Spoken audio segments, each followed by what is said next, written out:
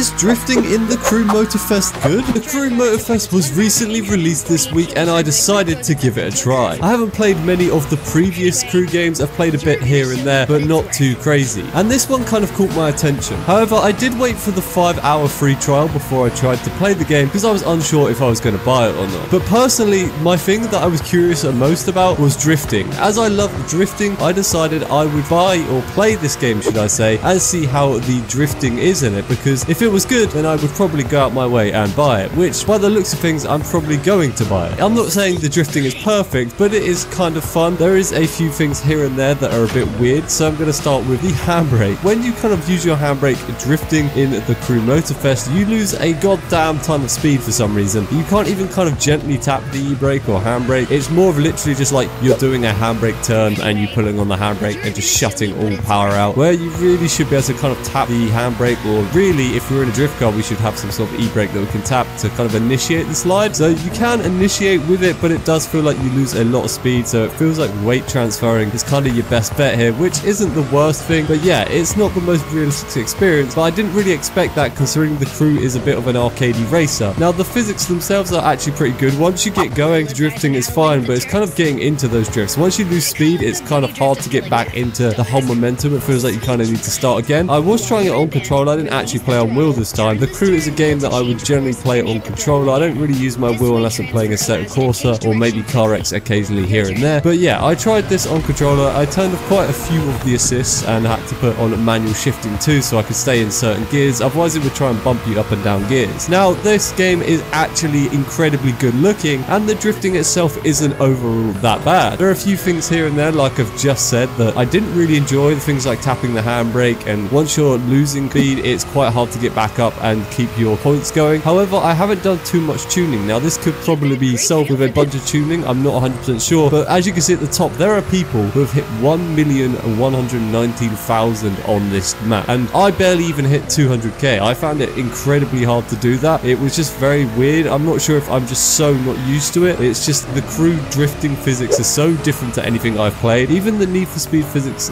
drifting wise are just, you can't really drift at Need for Speed. It's more of just a power slide type thing. This you can kind of hold a drift and it actually feels quite nice. Now recently I was very hesitant about buying the game because of the arcadey kind of physics, but I gave it a try and I'm gonna say I am not disappointed at all. The game itself looks and runs really well. It actually has a great bunch of features like drag racing, which is something that kind of came out of the old Need for Speed games with the shifting and everything. It is awesome, something I would really recommend trying. But the drifting in this game is something that isn't terrible, but it isn't quite the best, but it's kind of enjoyable. I kind of enjoy the challenge that it brings, so I'm actually gonna cop this game probably and end up trying to do some more drift builds with this game and see what kind of cars they have. I haven't looked at the full car list, so I don't know what cars there are, and I am actually kind of intrigued to see what kind of drift cars we can build in this game, because right now I've only done cars and I know there's airplanes, boats and motorbikes, so I'm looking forward to the rest of this game.